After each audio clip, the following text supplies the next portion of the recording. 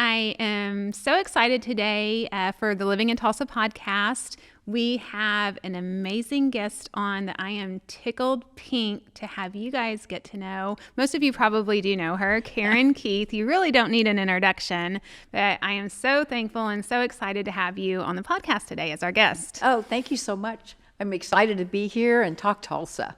I know. And Tulsa is such an amazing place. So to get your view, to get, your story from, where you came from to, getting here and your love for Tulsa, I'm so excited to unpack it. Okay, let's do it. Okay, so you're in Tulsa now and you were a public servant and you were a mayoral candidate, which is super exciting. So how did that come about? Like, where did your journey kind of start? So we were talking earlier, I grew up in Muskogee, and there were I have 5 siblings. We used to joke that Dad was the 6th. That's what Mother would say. And, we grew up in a family where public service was just part of our lifestyle. Mother was, she started as a cook in the cafeteria, and then she was the teacher, and she was a counselor, and then she became a principal. So kind of the family's always been invested like that. My brother was a superintendent. My sister Kathy taught the visually impaired in Jinx, and Dad growing up was captain of the sheriff's patrol for years.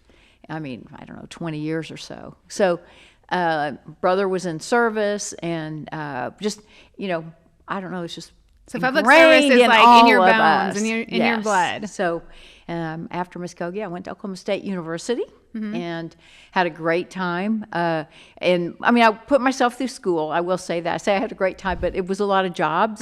But I think that was all good for me. I waited tables, and I will tell you, waiting tables is pretty darn good for you. My 8th grade debate teacher called me a wallflower.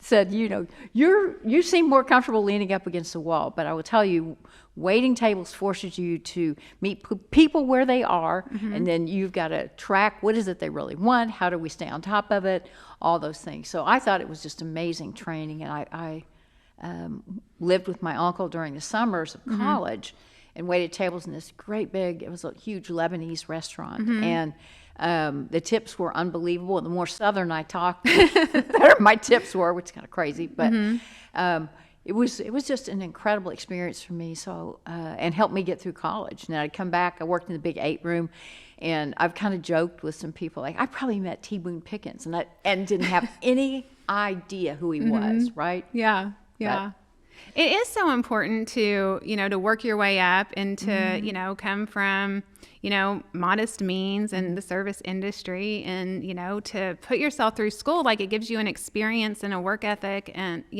that some people don't have, it's just a different life experience that I think is so, so valuable.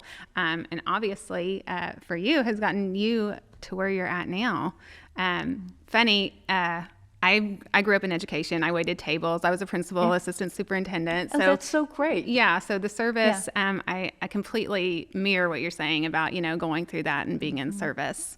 Yeah. So getting through and, getting through college, did you go straight to Tulsa or what did your journey look like? So I do want to tell one story that's related to college, and that was I took this thing called Semester at Sea, and so it actually went around the world, and it was the only loan that I had to pay off because otherwise I kept up with everything.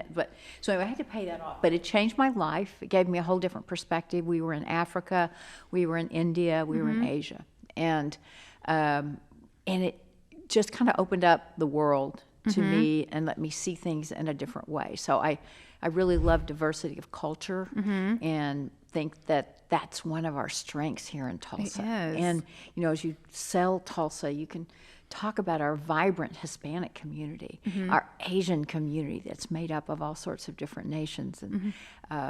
And those are things I think that give us strength. And then we have our Black Wall Street, which, it's a painful history, but it's an important history for us to reckon with and share with the rest of the world.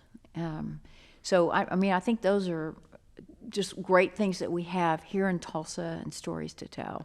You're right. And I deal with a lot of people relocating to the Tulsa area, and that's one of the things, that's a pro that I consider is our diversity. And one of the things that people love too when they visit, they're like, it is, it's so friendly, it's got so much green space, and it's so diverse, and that really is. I think that it's a rarity. You don't get that everywhere, like the mix of cultures, the mix of, you've got the country feel, you've got the city feel, you kind of have everything. And it's in short distance. Everything is, you could be anywhere and change the whole feel of what you're experiencing right here in Tulsa. Yeah. It's just pretty incredible. Yeah.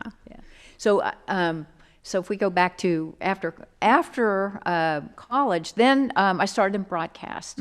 And so, like internship at Channel 8, then I ended up in Joplin, Missouri. I was a weather girl, but I also was a reporter, and then went to Colorado Springs. Again, there I did the news, weather, and one time I got thrown in on the sports. I'll never forget this as long as I live.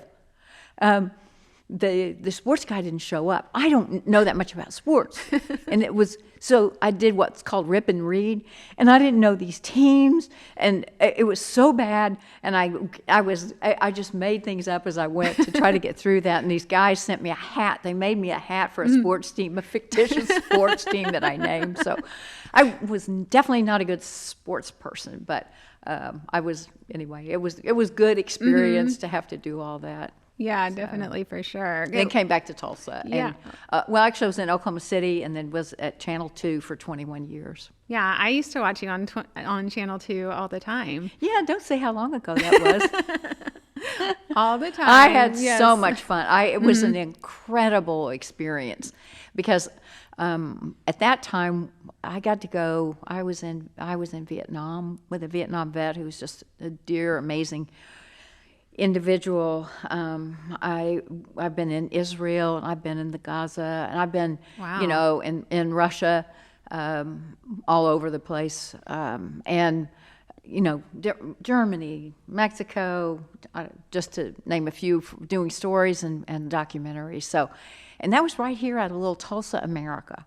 It was a great experience. And then my final years there, I had a show called Oklahoma Living, and it was so amazing. For once, I wasn't working late at night or early in the morning, right? Right. An 8 to 5 gig. What is that?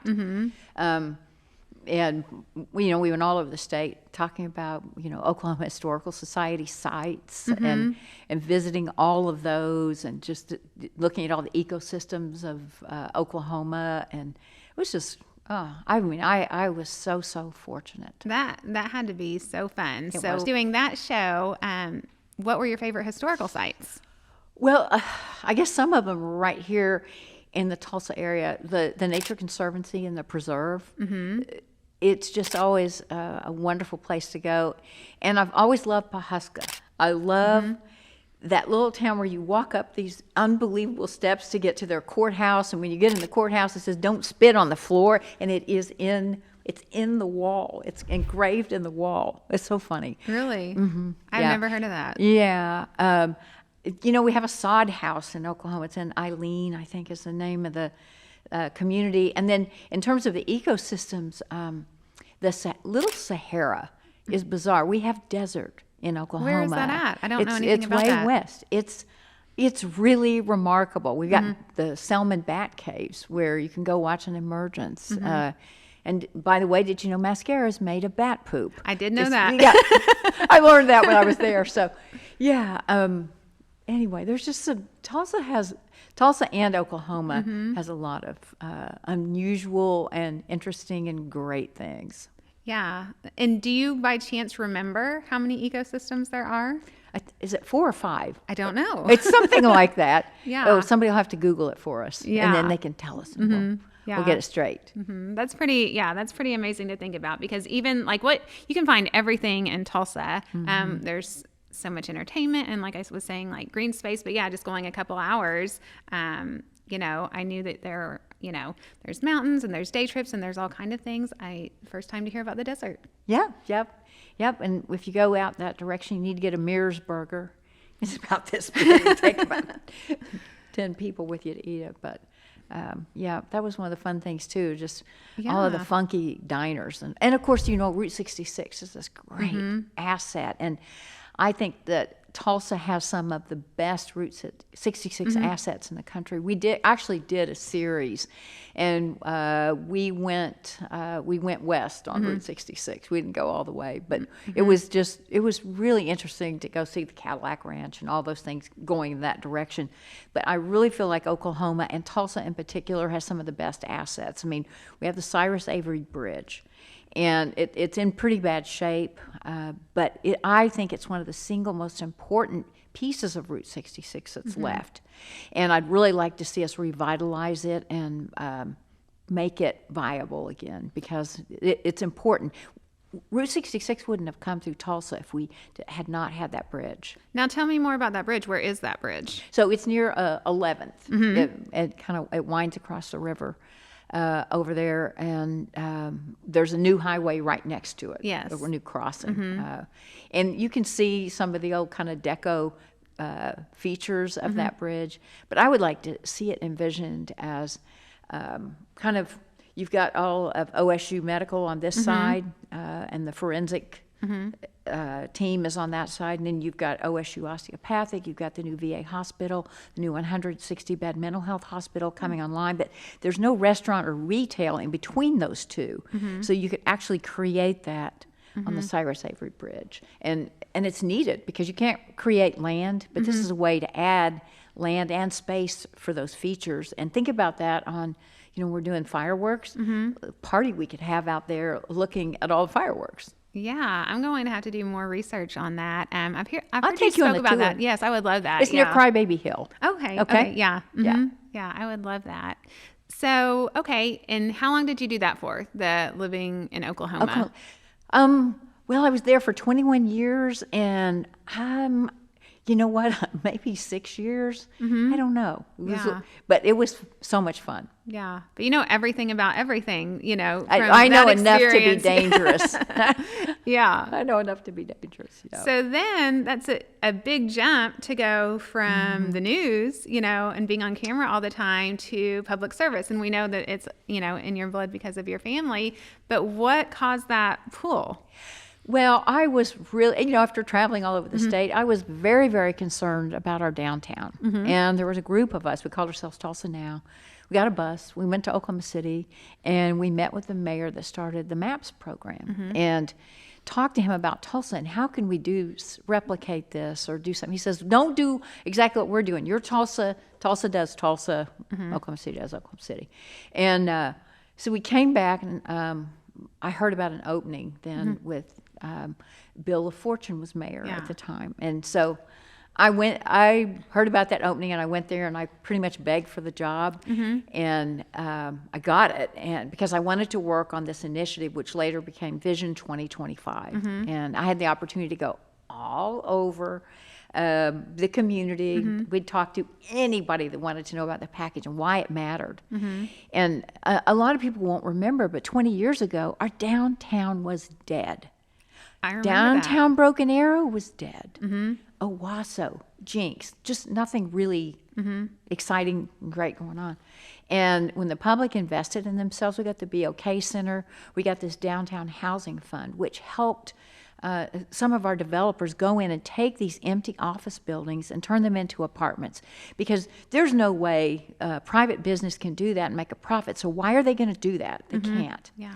So this was a revolving fund that's been set up, so it continues to work to this day to help us flip some of these older, beautiful buildings. I mean, it's this beautiful fabric that we have downtown, and preserving those buildings is really important so that we just don't become,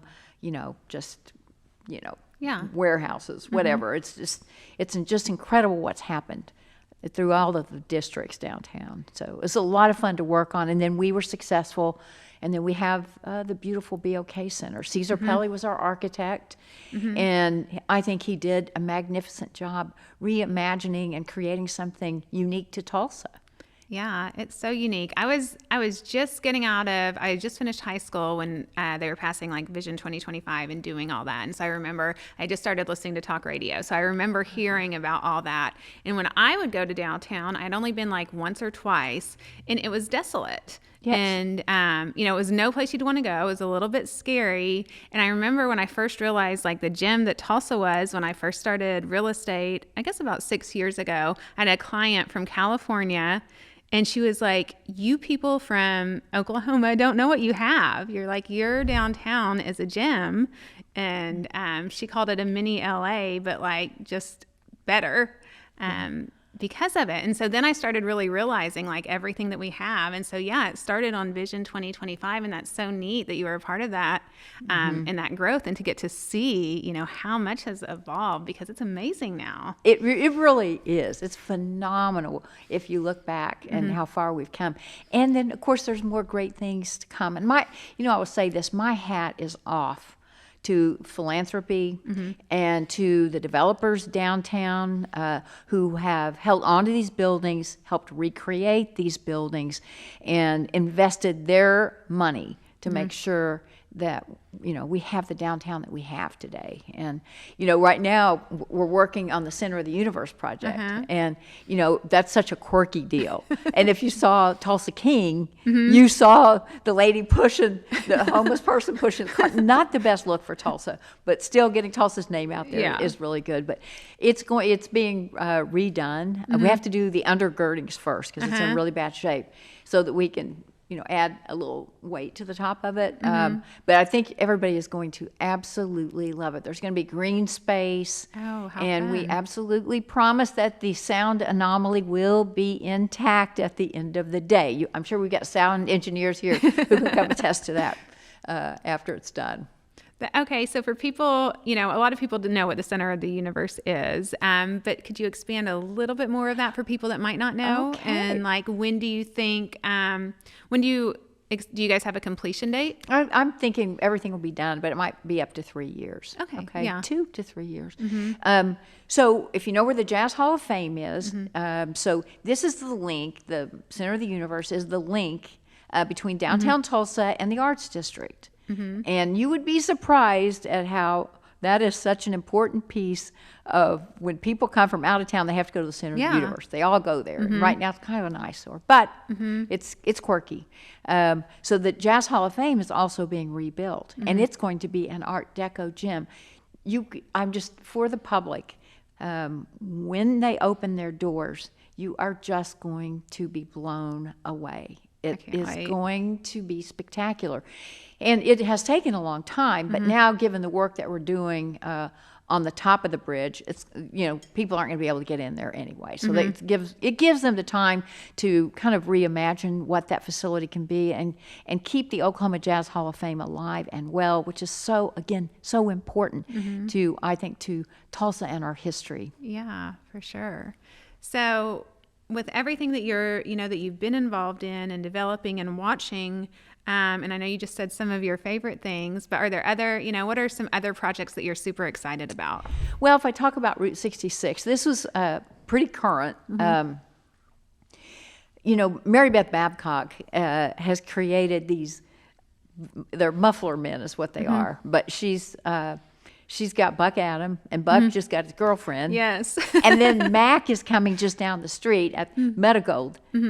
And so here's this woman who is, invested her own money, her talent, and has created this incredible tourist node for us. I mean, now you're looking at somebody who is a Golden Driller fanatic. If you come in my office, I have this wall of fame for the Golden Driller. Lots of stories along that line too. But Mary Beth Babcock has just really created this synergy. It's incredible. And when people come, they have to go there now. They go get their pictures taken with the Golden Driller, and then they have got to go see Buck Adams and everything that's coming to blossom there. There's the Decapolis right next door. That's an amazingly creative shop. And Mr. Franklin, the guy that that has that facility, he's done a lot of work for Disney, and you see in the creativity that William Franklin has created right there next to Buck Adams. So just really cool things going on. And then Mary Beth just opened. It's like a flea market for Route 66. And that's in the Meadow Gold, right there by the corner. And that's where the Big Mac muffler man is going to be. He's cool. He's actually an old one that's being refurbished. How cool. That's going to be really cool. But if you go in there, it's the coolest, flea market type deal. All the land. It is so much fun. So people have got to go see that too. And that's homegrown. Yeah. Right? It's just it's homegrown. And people come from all over to see our driller. To say. Yes, okay, you've got to expand on that a little bit. What makes you love the Tulsa Driller? Well, he's just iconic to Tulsa. Yes. He really is.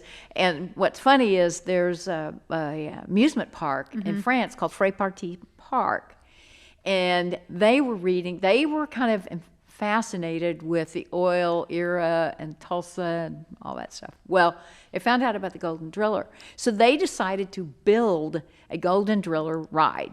So there's this Golden Driller, and I've got lots of pictures of that on the wall too.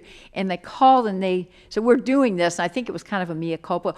If we pay to have you come over, will you come over and help us christen this deal? Oh my So goodness. I brought him at the time. We were celebrating a big birthday for the Golden Driller, and these beautiful posters that Guru Stu had done. And so we took that over there, framed it when we got there, gave them that. And, there's this ride. So here's the big old Golden Driller. And then this ride goes straight up and then it drops you straight down. Yes, I did it a few times. I did it. But anyway, can you imagine? Here's the Golden Driller in this little village in France. Oh my goodness. I never knew that. That's such a great story. Yeah. And then you got to go and... I got to go. Wow. Yeah, that was one of those things like, let me think about that for 2 seconds. Yeah. Heck yeah. Yeah. So Michelle Place, who was with the Tulsa Historical Society, the two of us went, and it was quite the trip. It was fun. I can imagine. I bet it was a very fun trip. Okay, so moving on. So so in your public service, you've got to see all this with Tulsa grow, and now you're up for, a new role. What made you want to pursue being Tulsa's mayor? Well, I love this city, and there are some things, even when I worked for Mayor Bill of Fortune, everybody has tried to fix our permitting and development department, and we have some good people that work there, but it's just some systems that we just need to do a reset. And I'm really committed to making that a number one priority because right now we need more affordable housing. Right? You probably know that better than anybody. And in order to get affordable housing out of the ground, some of it takes so long to get through this process that by the time it's done, it's no longer affordable. And we have developers who are very frustrated with the city. And I feel like I've got the right people lined up to move the needle on this once and for all. So I'm very committed to that. I feel like it's a kind of a set of dominoes. I think, our current mayor has done a great job with so many things and through a very difficult time, kept the wheels on and, done a lot of things to advance and move the city forward during his tenure. So I want to pick up on that, move some things forward, and fix a few things. Yeah. Well, I had a guest on, Jamie Payne. She is the VP. She's Vice President of Recruiting at St. Francis, and she loves you. Oh, yeah. And we were talking about the mayoral race a little bit, and so she threw your name in. Oh, nice. Thank you. Thank you. Yeah. But now that vote is coming up very soon. Yes, it's August 27th, and a lot of people don't know. They think it's November, but this is really important. August 27th. To go out and vote that day. So a lot of people say, "Oh, I think you've got this," but really you don't have it. If people don't go vote, right? It doesn't work. Do you know the percentage of people that actually come out for? Well, it's pretty vote? low. It's really, really low. So we need more people to go vote. It's super important, and voice your opinion. Yeah. So going back, I don't want to end with that. Going back to you a little bit more. Loved getting to talk to you about downtown. As far as, Tulsa, like in housing and like your favorite neighborhood, like if you could wave a magic wand and live anywhere you wanted in Tulsa, where would you live? Brookside. Yeah. That's where I live. That's where you live and you love it. We are within walking distance. We can park our cars on the weekend and, we can walk to Trader Joe's.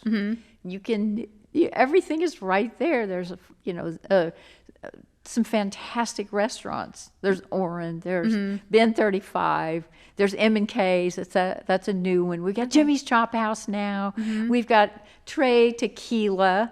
I think we're going to carry out from there tonight. There's just, and of course Doc's. That's, that's kind of the neighborhood watering hole. And I know I'm leaving some things out, but there's just some great places to go to. There are. So. Yeah, Brookside's fantastic. Bill Grant's restaurant right there too on the corner. So yes. Yeah, there are. And that's the thing about Tulsa. What? Yeah, there's just so many different choices. You can't. Yeah. Do you have a favorite restaurant? I mean, the Brook. Then you've got all of our breakfast joints, BBD, and Yes. Do I have? Yeah. There's several. I know. I mean, afraid we eat out more and more because we're both so busy, and it's just easy to come home and go. Let's go up the street. Okay. Yeah. It's easy. Do you guys have a favorite date night or date spot or? Well, we love to go downtown to Lowdown, and we'll go have dinner at Ben. Not at Ben. Right up on top. Lowdown. What's the restaurant? Anyway, it's a great restaurant on top. Go have dinner there, and then go down below and listen to the music, which is fabulous. I mean, they bring in wonderful, and it's a very intimate setting.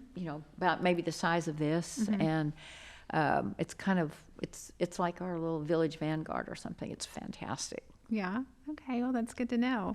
So, throughout, I'm going to start that question over. So with everything that you've done, with all your history, what are you most proud of? Well, I think even though I was just one little cog in the wheel, I think working to make our downtown come back to life, I was just part of that team. I think we all lost weight. It was the craziest time.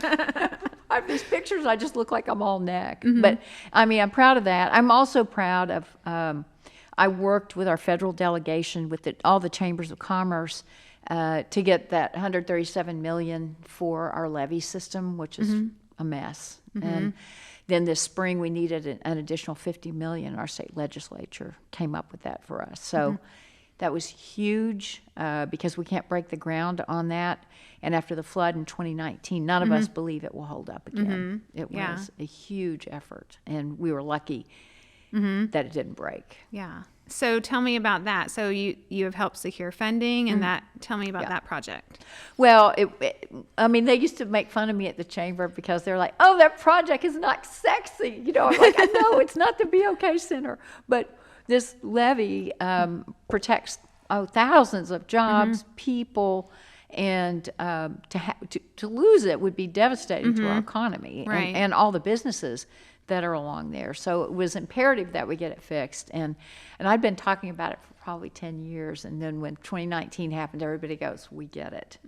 And Senator Inhofe had been helping me. And then he really, Langford also, Senator, who's now Senator, he was at that time a congressman. And Hearn was there with me during the flooding. So, it was all hands on deck, and then I think everybody understood the fragility of it, and we got it done.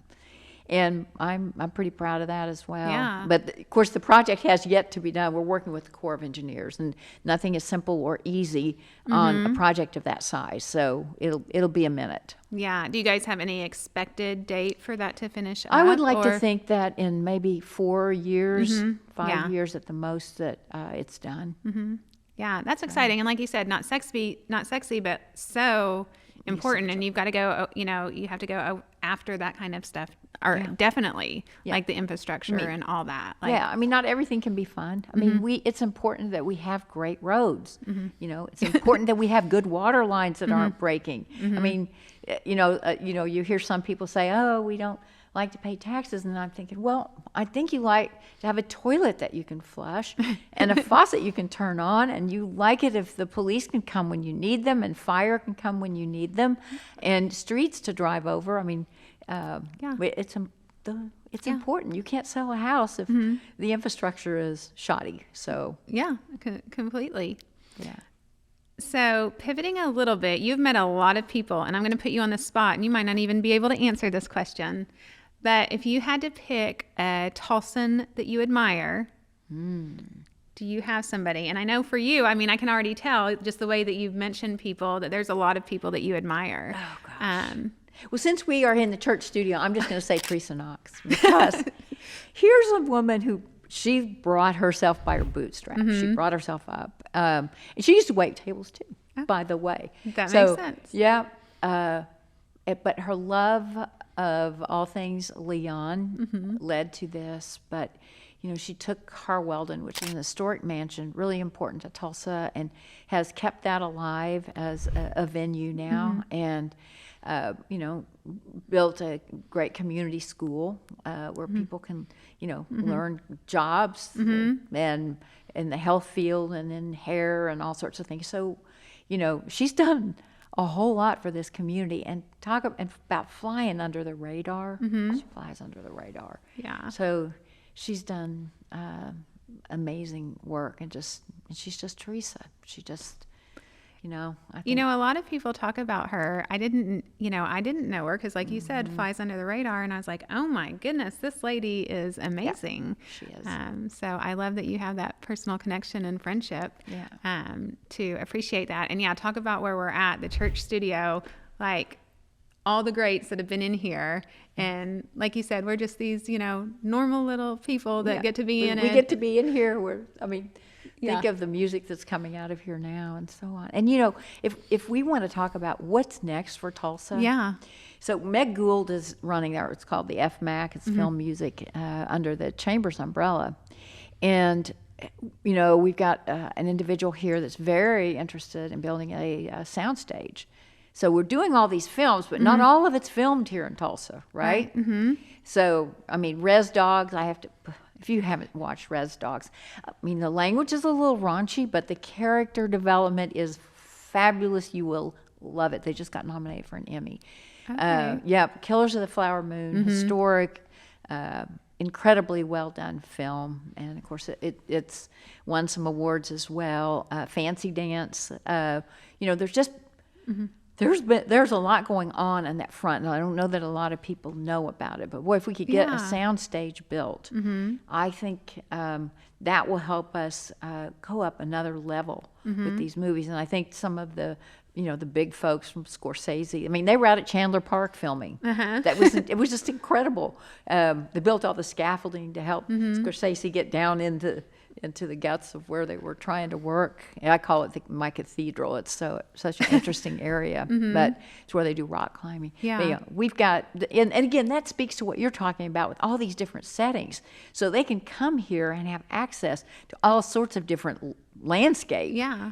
Right here in this one small area. It's pretty amazing what we have. But I'm anxious to see how that moves forward and develops. And, you know, the state is helping with incentives. And again, as you look to the future, of course, we've got Bob Dylan at downtown. We got OK Pop coming online, and Guthrie. I think that's going to be like it's like, I don't know what you call it when there's four things, and then with Greenwood Rising. Yeah. Those four pieces right there together. I mean, it's going to be this huge magnet for tourism for our area, with, you know, so much concentrated in a small area. And then, you know, Guthrie Green. And the other thing, if I could just encourage people, First Friday, if you haven't done First Friday downtown Tulsa in the Arts District, it is so much fun. And there's certain restaurants, if you want to eat there, you better make your reservations early. Yeah. So, but yeah, it's just another great thing for Tulsa. I know you can keep going on and on when you keep thinking. You're like, oh, there's this. Oh, there's and this. There's and more. There's this. And there's more. Yeah. Now, as far as, and you had mentioned this earlier, you said, Broken Arrow didn't have what it had. Now, is Tulsa doing something to partner with the suburbs for the Tulsa Metro? So when we did Vision 2025, it was a county-wide package. So the suburbs, to build a BOK arena, we really needed a county-wide support to get that out of the ground and make it happen. So all of our suburbs said, well, if we're going to do a county-wide package, here's what I want, here's what I want. And so a lot of them focused on their downtown. And you can see the renaissance that's taken place in all of them, which is phenomenal. It is. I mean, if you go to Broken Arrow right now, it's just amazing to see the Rose District, do their farmers market. They've got a wonderful performing arts center too. I mean, there's a lot going on. And same, Owasso's just, it's almost, its infrastructure's got to catch up because Owasso's growing so much. And then Jinx, oh my gosh, Jinx is on fire. Yes. And the new outlet mall is about to open. And I mean, that's going to be good for everybody. Yeah, everything that's going on is so amazing. It is. Well, I appreciate you coming on. I appreciate your leadership, everything that you, all your service that you have, given through, throughout your lifetime. And is there anything that you want to leave us with, that you want to add? Duet was the name of the restaurant above Lowdown. Okay. I just came like out of, but no, I just have and I mean, this is stuff that I enjoy doing, and I like to celebrate all of our accomplishments, and knowing that not everything is rosy. I know. I mean, I know there are things, that we have to fix, but Tulsa's on a great trajectory. And I love hearing stories like somebody moving here from Dallas. Kathy. Yeah. And loving Tulsa, and now she's telling all her friends down there how great it is, and to come here. That's what you want to hear. And Yeah. I mean, Tulsa really is wonderful. It is. I agree. And then what about our gathering place? I didn't I even know, talk we didn't about even that. talk And about we the have the gathering big place. damn party coming up on Labor Day. Yes. Oh my gosh. I just love that. You're able to say Yes. big damn party, and it's like it's a dam. But that's going to be a whole lot of fun. So Labor Day weekend, mark your calendars. Yes. Be sure to be part of the festivities. And the hope is. Jeff Edwards, who's director of River Parks, was saying, we want during that weekend for everybody to see everything possible you can do on the river. I'm so excited for that. It's going to be great. It really is. And they're going to do another raft race. So last time I was in a cereal box in the raft race. Don't want to do that again.